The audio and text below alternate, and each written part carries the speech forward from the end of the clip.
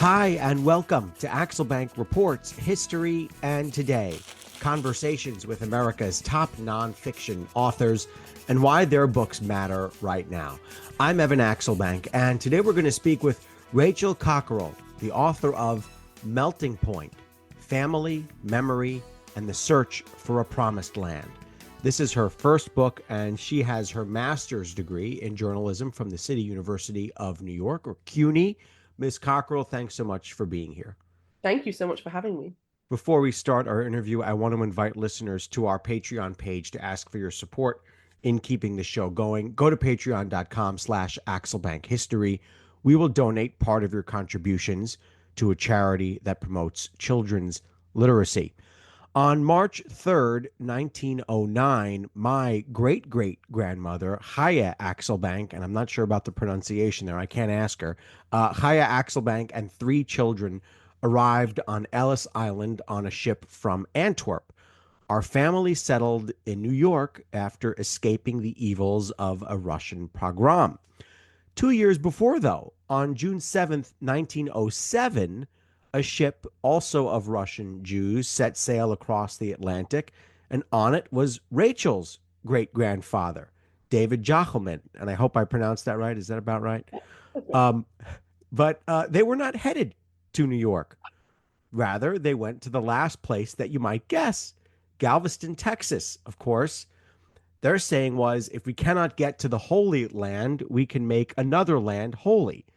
So first of all, Rachel, how important is it that when we study history that we remind ourselves that the thing you aren't necessarily expecting, like Jews in Texas, deserves and is important to be studied too? Yeah, I mean, I think especially with the 20th century, we look at history in such broad sweeps, and it all seems so neat and tidy. And the reality, when you actually sort of try and take yourself back to the past, back to 100 years ago, you see how much more complicated it was, how much more branching it was, almost like a tree that it's not just one thick branch. It has all these sort of crazy offshoots, which to continue the gardening metaphor, which seems crazy for me to do knowing nothing about gardening, but all the offshoots sort of get pruned off as time goes by. And we're left with this sort of neat, quite convenient form of history. And really, I took myself back and I saw that there was so much that had been forgotten. And the Galveston movement was this forgotten part of US 20th century history. Between 1907 and 1914, 10,000 Jews from the Russian Empire immigrated through Galveston, Texas. It was called the Galveston Movement. Galveston was meant to become the Ellis Island of the West. The founders of this project envisioned that 2 million Russian Jews would go through Galveston, in within a few decades.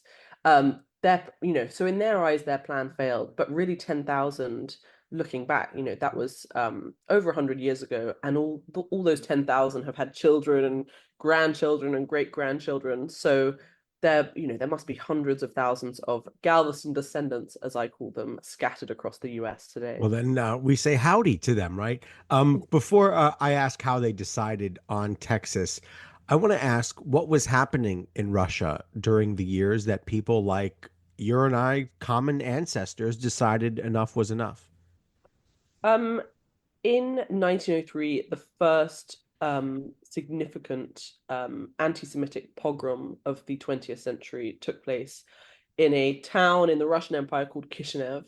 Um, Around 50 Jews were killed by Russian Gentiles, and this huge sort of outcry spread across the world, especially in the UK and the US, where Roosevelt and Grover Cleveland, sort of spoke out and said, "This, this awful thing can never happen again.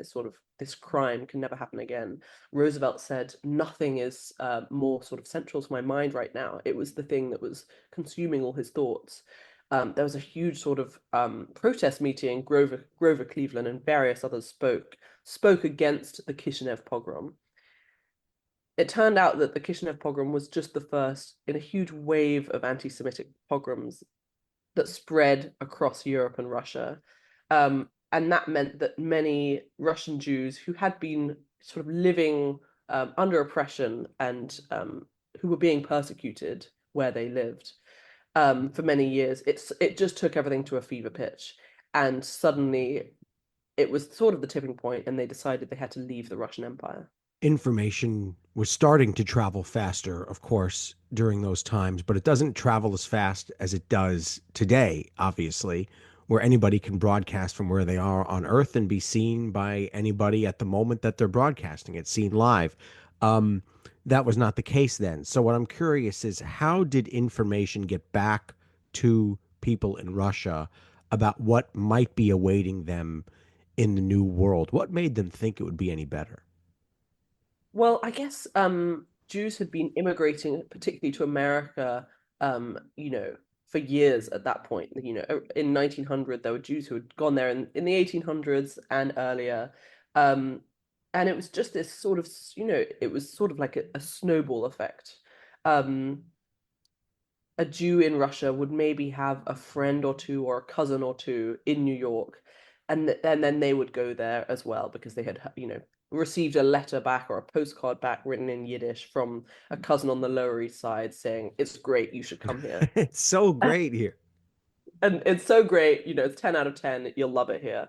I mean, really, New York in 1900, 1910, you could feel like you were still back at home in your town in the Russian Empire. You could you could just get by speaking Yiddish. You could eat kosher food. You could go to synagogue. You could go watch a Yiddish play. So really, it was letter writing. People would write back and say, "I love it here." Maybe they said that or it's better at least than the old world. Come to the new world, Have you which they been to did. the tenement museum? I'm sure you've been to the tenement museum on the Lower East Side. Yeah, I have. Yeah. Yeah, I mean, it doesn't seem that great. no, exactly. I mean, maybe they would. Was it the lesser of two evils? Who knows? I mean, people, sort of anthropologists would go around the Lower East Side and say, how can anyone live like this? Tenement buildings, as I'm sure many of your listeners will know, were often windowless, had no running water, had 10 or 15 people living in each. It was barely livable.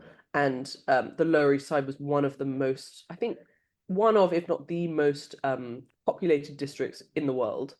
It was called, it was the greatest Jewish center the world had ever known in 1900, 1910. So really, why would you want to go there? Maybe because it was better than, being persecuted in the Pale of the Settlement. Yeah, I was thinking the same thing. Oh, safety beats all else, I guess. Who was Israel Zangwill? He's one of the main characters of your book. So I tried when I started this book, I really wanted to write a straightforward, normal family memoir. Just no frills, no funny business. I just wanted to write about my great grandfather and about his daughter, my grandmother, and her son, my father. But this figure who wasn't related to me in any way almost insisted on taking over the story. I almost felt his ghost elbowing everyone else out the way and saying, "I know this is meant to be about the Cockerells and the Jochelmanns, but I insist I am the main character." And this was Israel Zangwill, who was my great grandfather's closest friend. He was the founder of the Galveston Movement, who was originally a Zionist and then rebelled from Zionism to found this sort of rival movement. And it was his motto that you mentioned earlier: if we cannot get the Holy Land, we can make another land holy. Zangwill, before becoming a Zionist, was a novelist and a playwright, and he sort of abandoned his writing career for the sake of Zionism, for the sake of the Jewish people, which he much later in his life said he sort of regretted. But his only real legacy is a play called The Melting Pot, which was put on for the first time in 1908 in Washington, D.C., and Theodore Roosevelt was in the audience. Roosevelt, obviously very pro assimilation, pro immigrants coming to America and becoming Americans. Um, and Roosevelt was sort of led the standing ovation for this play and was part of the reason for its success. It sparked this sort of national discourse America and about assimilation. But you say that's his only legacy. That's like a really big legacy, the melting pot. I mean, that is I mean, how do you even, that's a phrase that we all know. Yeah, and I hear it every day. I hear it being Right. written every day, and all my email subjects are the melting pot because my book is called Melting Point, but people just Right. something doesn't connect in their brain, and they think that everyone thinks my book is called The Melting Pot, and I would never steal Zangwill's title off him. That's his. I guess I'm sure he would be happy that his legacy has lived on. Sadly, his play itself is terrible in my opinion. It's just sort of I won't tell him you said that. no, I feel bad that I'm always so rude about him, and if his ghost is here, he's going to be outraged. But his play is about two immigrants melting into the melting pot and falling in love. But the idea behind the play is what's lived on, if not the play itself. What's so interesting also is that you found your uh, great grandfather's name, David Jochelmann, and you found it um, in a obituary, in a eulogy, an obituary, which I looked up and I saw it there, that little spot in the Times on the obituary page from a long time ago, and you sort of started trying to figure out who he was, and you start unraveling this thread, and you say, "My goodness, he was a prominent, important person." That's right. My great grandfather was never really spoken about in my family. I mean, maybe that's just the case with all families that, you know, three generations up is just gets forgotten, really. But my dad said that when he was growing up, his grandfather, my great grandfather, was also never mentioned. So this figure sort of got forgotten in his own family. If he was ever mentioned, it was that he was a businessman and he dealt in stocks and shares and he lost all his money in the Wall Street crash. That was the limit of people's knowledge and that was the limit of people's interest in my family. There's also this huge, gloomy, sort of foreboding portrait of him in my family home in North London. Um, and slightly sort of scary, a bit off-putting. But one day I did what I guess no member of my family has ever done and Googled him. He has a nice Googleable name, David Jochelmann. There aren't many Right, other right. Jochelmanns.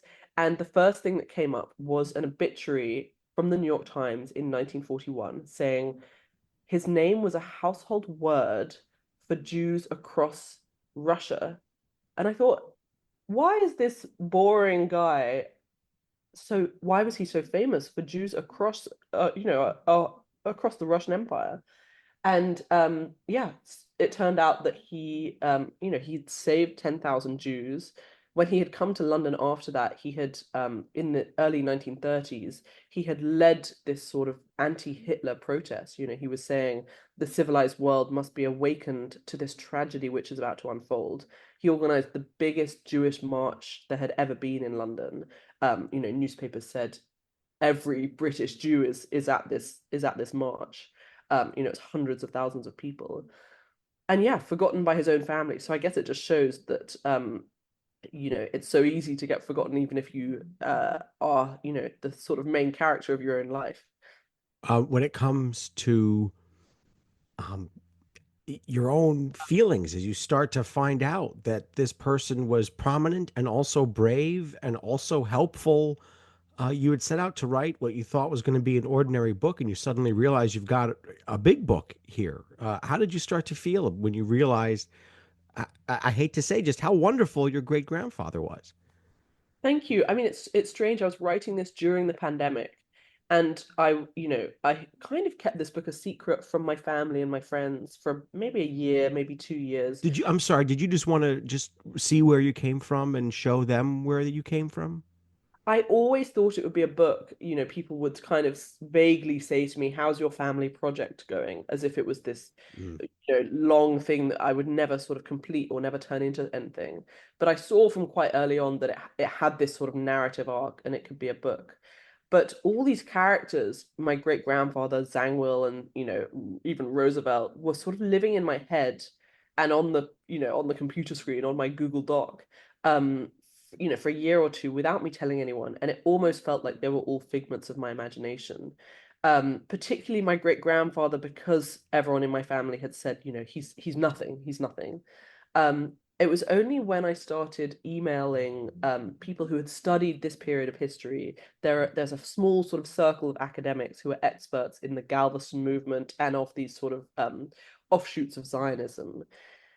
And they were the first people who said to me, "Oh, your great grandfather is David Jochelmann? Very big deal." And that was lovely. Like, oh, this guy is real. People do sort of remember him, or at least six people on Earth remember him. Right. Right. So yeah, it was fun to sort of discover him and discover that other people knew about him too. How did you start to realize this could be a book that would go to a major publisher? I think it was when I was uncovering just these unbelievable newspaper accounts and old memoirs, all these primary sources from the early 20th century, which told this story so beautifully and so vividly.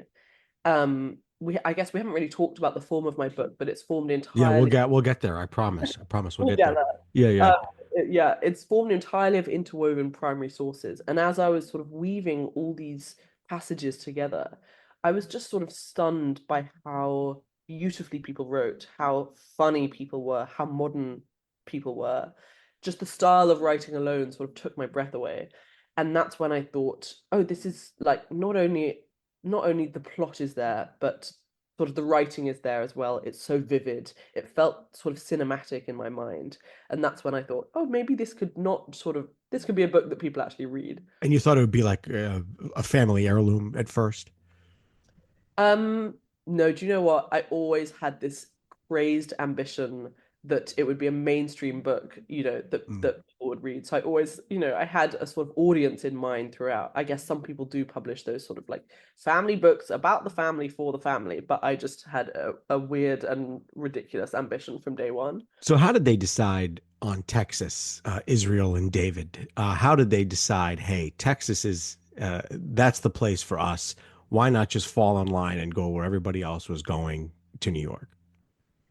Um, Partly because they were collaborating with a German Jewish banker and philanthropist in New York called Jacob Schiff, who, I mean, in New York, there were sort of various generations of immigrants, and Schiff was an immigrant who had been there since the 1800s, been in New York since the 1800s, and was part of this more sort of polished generation of Jewish immigrants who had had time to assimilate, who wore fancy clothes, had made a lot of money. And he was watching as these boats were arriving every day at Ellis Island and offloading what he saw as these sort of ragged, unkempt Russian Jewish immigrants who did not assimilate, who spoke Yiddish, and who did not melt into the melting pot. And he said, if this continues, New York is going to fill up with Russian Jews and it's going to create a menace across the country, a menace of anti-Semitism. This we must not risk, were his words. So he wanted his co-religionists, as he called them, to come to America, but not to sort of spoil things for him in New York and create a problem. So he thought, why don't we bypass New York altogether and bring these boats down to some other port city across along the East Coast, where they can spread out across the American hinterland, to use his words. So they chose Galveston, Texas, partly because it had just been destroyed by the greatest hurricane America had ever seen. And he knew that there was no risk of creating a new Lower East Side of New York in Galveston. Jews arriving there would be quite happy to get on a train that day or the next day to some town or city within America. So they knew that it would be a way station. They hoped or they assumed it would be a way station. They hoped it would be a way station, and yet all the newspapers at the time said new Jewish colony planned in Galveston, Texas. Zangwill plans, mini Jewish state in Texas. And it's funny because Zangwill had to spend quite a lot of his time dissuading people of these rumors, saying there's not the faintest idea of creating a Jewish colony in Texas. And I've had to kind of do that as well because I guess the quick way of explaining my book, which people seem to latch onto, is this forgotten project to create a Jewish state in Texas. So I have to quite often say, oh, it was not quite that, and I feel like I kind of relate to Zangwill on that. Interesting. I want before we get to how things went in Texas, I want to ask what were your sources for this? You mentioned newspaper articles. Obviously, there are going to be lots of articles about something like this. Were there family documents that you could grab onto? There were a few family documents, but I guess that was what gave my book this strange form that it takes. I was not one of those authors who found a sort of box of letters in an attic and it led me on a journey. Um, a lot of a lot of this book is made up not of my own family's sort of testimony, but of yeah, newspaper accounts, old, biographies, letters, um, which means that a lot of this story sort of takes place on the world stage of history, to use a slightly pretentious term. But for example, for the Galveston project, a lot of this story is told by journalists from across America who were sent to Galveston to write about these immigrants arriving, this sort of this new project that was unfolding. So, correspondence, journalism in those days, people would send correspondence down to far-flung places, and they would write back these very colorful descriptions of what happened. So yeah, I was using a lot of journalists' accounts, and a lot of, yeah, memoirs, autobiographies, that kind of thing. One of the mainstream reviews of your book that I found, I think it was the New York Times, said that you had a whole bunch of your own writing written, a whole bunch of your prose, as the article put it, written, and you basically just decided this doesn't need to be in here. I can do everything and can get the whole thing across with just this sort of playwright style of writing. Was that an emotional or difficult decision to make? Oh, it was such an easy decision. As you said, I didn't expect you to say that. it was such a delight when I realized that I could take my own voice out. So as you said, I had written this first draft in a very conventional style. But I guess people don't really think about the mechanics of narrative nonfiction very often, and I certainly didn't. But the way nonfiction is written is, your own sort of authorial voice interwoven with primary sources. It's a little line from you, sort of paraphrasing something, or sort of introducing the reader to some idea or something that's about to happen, and then you have a little quote from someone to back it up or to add a bit of color. So my first draft was written in that normal way, and then And how I much had you written? I'm sorry. I mean, did you it have it was a sort of full length book. It was made, well, a short full length book, probably around 50,000 words or 60,000 words. Um, and then I just began noticing that if I took out my own voice and sort of juxtaposed two sources, sometimes they would create a little spark of energy, as if these two long dead, people who'd written these things were in conversation with each other, were sort of sort of jostling with each other, or sort of jangling. This word I was constantly thinking of was jangly. I wanted to create something jangly with energy, and sometimes if two sources were next to each other, it was almost like there was a little spark of energy they created. And I wondered whether I could just form this whole book out of all these juxtapositions with no glue, no glue holding it together, no author sort of just taking you by the hand and leading you from one quote to the next. I think the reason why it works is because we're used to this form in documentaries. Sometimes you'll have a documentary with no voiceover, and you'll just be led through the story by the people who were That's there. really the main style now. There are almost no narrators anymore in documentaries. And I'm so glad about that, because, some documentaries are sort of ruined by, they've sort of hired a husky toned voiceover artist who has just, who knows nothing about the story and has gone into the studio to record this kind of script. And I find it often sort of just takes you out of the story, reminds you you're in the 21st century. And I wanted to create a story with no middleman, where you're just thrown back in time, almost like a novel. That's really what I wanted, for it to feel like time travel, to feel like a novel. A lot of the authors I interview on here, really all of them, when I go to their about the author pages or sections of their book, they have these long things of what they've done and what they've been on and what they're currently working on. And um, it's fascinating. I love seeing all that because many authors are writers for publications. Others are just writers of books, but they give a whole list of all the things that they've done and everything. You're not exactly that way. I was looking around to see what does she do, what is her day job? What does she do? How does she support this habit? And I didn't find anything. I don't know if that's by design or if it's just not tangible to the book world. So I'm just curious. After you graduated from CUNY master's program in journalism, what do you do all day? I graduated in January 2020. Okay. And I thought, oh, I'm gonna. By this point, I had this story sort of, brewing in my mind. I had read that New York Times obituary, and this thing had started. This project had sort of started to take shape in my mind, and I thought maybe I'll just give it 3 months. I'll give it 3 months. I'll give it till March 2020, and then And I'll here get you a are, May of 2025. here I am in May of 2025. I kind of not only did I get just completely sort of captivated by this story, but also this global pandemic did start around that time, and I realized that getting a real job, especially in journalism, was quite unlikely in that moment. So I gave it a little bit longer, and yeah, now here we are. I three of my sisters are journalists, and And you I said your parents too, right? parents too. I come from a sort of family of journalists. But I watch all of them make my parents make films and my sisters write articles. And they work so hard and for so long on a certain article, and then people read it, and then a week later the readers are sort of on to the next thing. And I think that would just be too heartbreaking for me.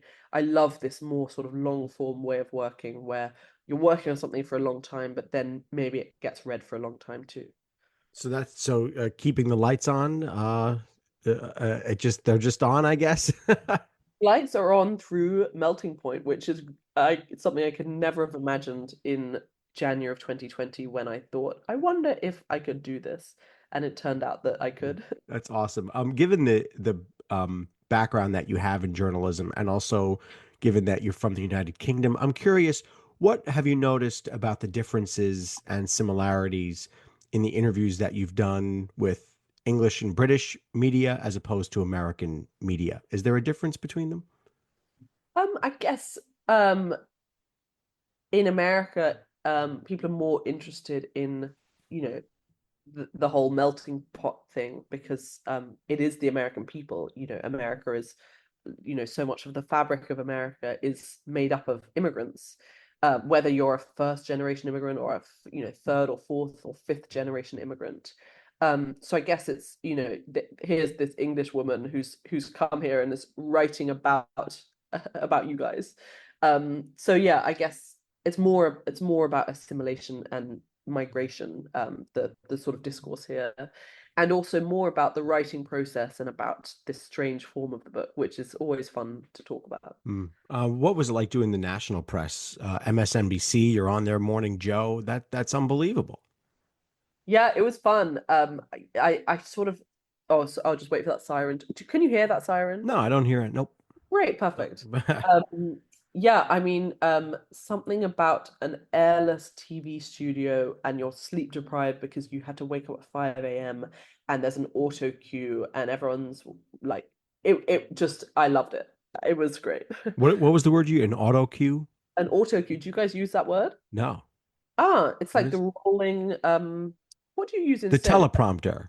The Teleprompter in teleprompter. There you go. Boston Okay. translation. The Yeah, auto cue. I like yeah, that. yeah. So back to the plot here. How did their journey go? And from what I can understand, they get to Texas and there are all these fears, these anti-Semitic fears that the Jews are taking over. You know what? I was quite surprised, quite pleasantly surprised by how little anti-Semitism and how little xenophobia I found in the sources which wrote about the Galveston Project. Maybe it was um, just before things got bad in terms of immigration. It was this was one of the last sort of immigration movements before America got quotas, the first quotas restricting immigration in the early 1920s. And what I mainly found was people saying, this. these aliens, aliens as they called them, disembarking on Galveston, are very welcome here. They were bemused by the strangeness of these immigrants and by the strange languages they spoke, Yiddish and Russian, Polish, but also and by their clothing, the first immigrants arrived in Galveston in the summer of 1907. And if you can imagine a Texan summer, these immigrants were arriving with sort of woolen coats down to the ground and heavy Russian boots and hats and, 7 layers of clothing. They really did not know what they were getting themselves in for. And, it was like they were from another planet, but they were welcomed. And that was just really lovely to find that it was, and the immigrants themselves said that they felt welcomed there. How many wind up staying in Galveston, and how many continue on the plan to go to other cities, New Orleans, probably some in, you know, Oklahoma and uh, Louisiana, states like that? Yeah, almost all of them went away from Galveston. A lot ended up in different parts of Texas, but as you said, they also went to the surrounding states, and I think some even went, as far as San Francisco. They really scattered across the almost the entirety of the United States. The organizers had nothing to fear about a Jewish ghetto being formed in Galveston, Texas, because it was all very well organized, and they were given a train ticket the day they arrived or the next day to go on to some other destination. Was it the main source of where Jewish communities still thrive today? This sort of sprinkling of Jews throughout Texas and in the Southeast? I wonder if it's the main source. I haven't been able to find that out. Maybe someone who's better at this, the sort of logistics and the mechanics of immigration, is gonna sort of email me one day. But I think it is so much part of the lifeblood of Judaism in the American South and in the American West. Um, many American Jews who are not from New York have some connection with the Galveston movement, some grandparent or great grandparent who came through Galveston. I was speaking to someone the other day who grew up in Tennessee, and that all their friends, they were Jewish, they're Jewish, and all their friends are Jewish, and they were the only one out of all their friends who wasn't a Galveston descendant. Hmm. They were sort of the odd man out. All their friends said, you're coming through Ellis. You came, your grandparents came through Ellis Island. How strange. Why didn't they come to Galveston? What is the status of the number of Jews in Texas and in Galveston? Is there a measurable community that has stayed in the place, in the city that they landed in? I don't know, and that would be very interesting to find out. The total number was 10,000, but they were so scattered that it's hard to, that this project was about dispersal rather than concentrate, rather than distillation in certain places. So yeah, I know that there is a big Jewish community in Austin. I went there for my research and went to a synagogue and hung out with a few rabbis. And there's also a rabbi of Galveston, who I also met, and his wife is a Galveston descendant. So yeah, Texas has this Galveston project, the legacy of this Galveston project, still in its fabric today. How many synagogues are in Galveston? Oh God, all these numbers. Sorry. No, Is it like one or is it like 10? you know what? It's one. I It's think the one. Okay. Galveston Jewish community is not as huge as New York. Let's put it that Yeah. way. Yeah. So what journey did Zangwill and Jochelmann take after the Galveston movement, and how did they spend the rest of their lives? Zangwill was a British Jew, and he lived most of his life in London. And my great grandfather was a Russian Jew who lived his early life all across the Russian Empire, Belarus, Lithuania, Ukraine. He was living in Ukraine at the time of the outbreak of World War One, and Zangwill said to him, "Your destiny belongs to England. Um, your daughter, my grandmother, her future is English. Come over here yourself and bring your wife and your daughters over here. because you should become an Englishman, which my great grandfather did. He moved his life over from the Russian Empire and sort of settled in London, in North London, like many Russian Jewish immigrants at that time. And so my grandmother's destiny was to become an Englishwoman, and my destiny was also to become an Englishwoman, all because of Zangwill. So really, I have Zangwill to thank for my own existence. How has this project helped you reclaim your Jewish heritage? I was reading some of the articles about you, and you suddenly kind of had this awakening like, boy, this is a really interesting part of me that you hadn't tapped into. I really had not tapped into it. I spent my whole life with only the vaguest sense that I even was Jewish. My father is Jewish through his mother, so am I half Jewish? Am I a quarter Jewish? People, the jury's still out on that one. Um, my only sense of Judaism growing up was having a packet of matzahs in the cupboard, having some gefilte fish balls in the fridge, having some borscht in a jar, which in a sort of unopened jar. Um, my father grew up celebrating Passover, but he did not pass that tradition on to me and my siblings. My grandmother spoke Russian, but decided not to pass that on to her descendants, partly because she wanted a sort of secret language that she could speak with her sister and her mother. So really, my Russian Jewish heritage, I feel like, was lost to me, was something that was not handed down. And I guess writing this book has made me feel more acutely that loss. Um, I have melted into the melting pot. My family has melted into the melting pot. This sort of Jewish heritage that has been passed down for time immemorial stopped with my grandmother, or stopped with my father, or stopped with me.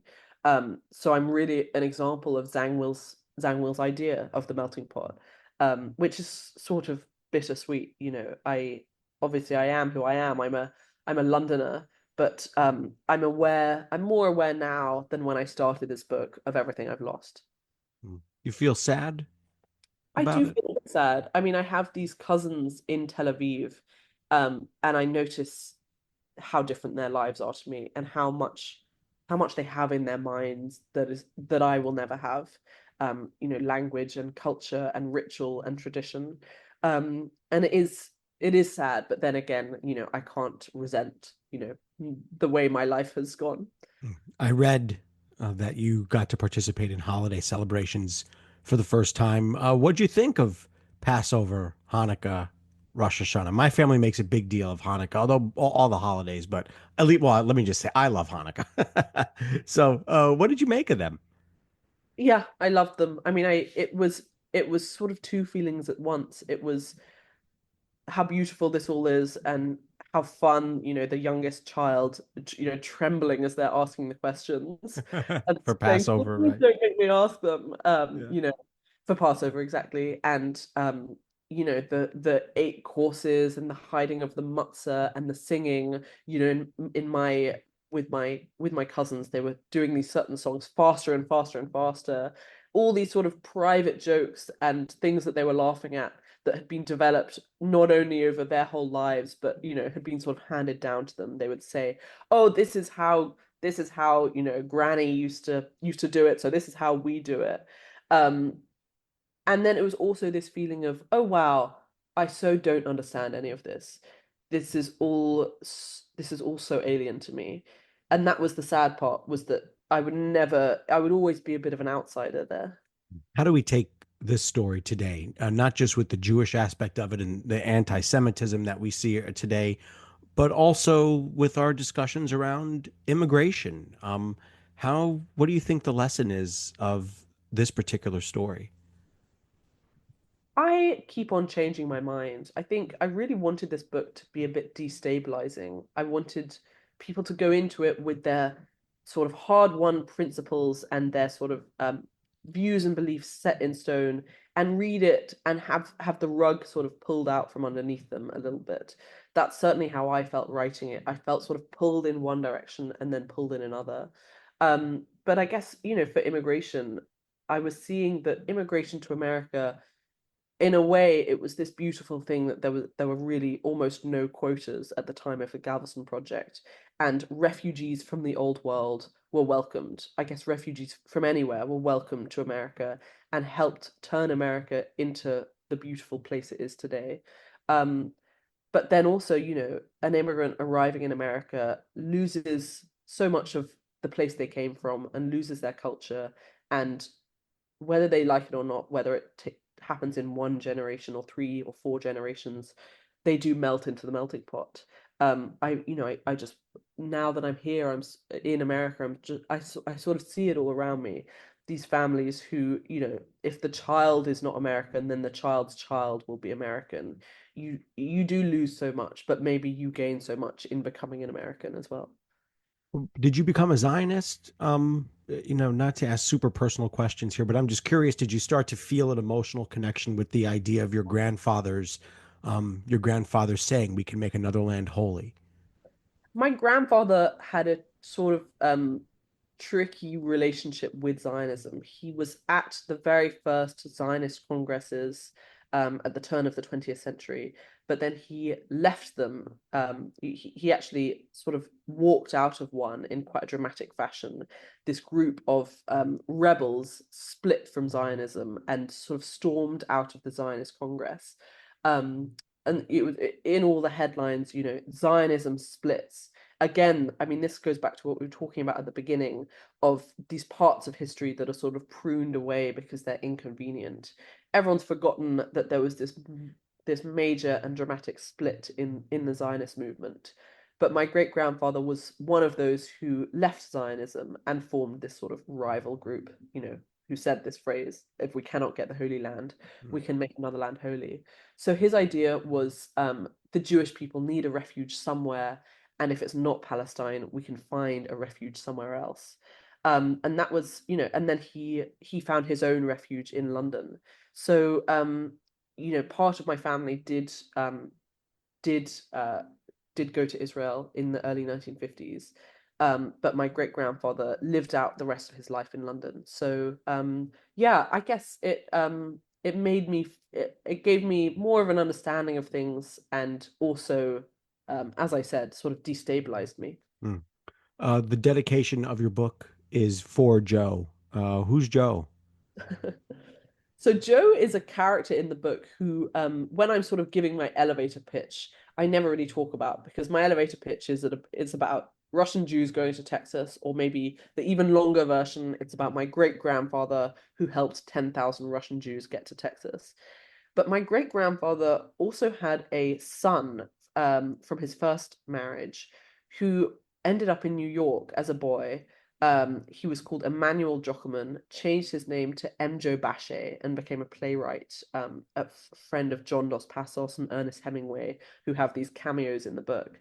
And he was in the melting pot of New York, and he wrote a play which was really the opposite of Zangwill's Melting Pot. It was called The Centuries, and it was about Jews on the Lower East Side, but it was much more sort of bitter, and it was about the sort of tragedy of assimilation, and how much you lose by assimilating.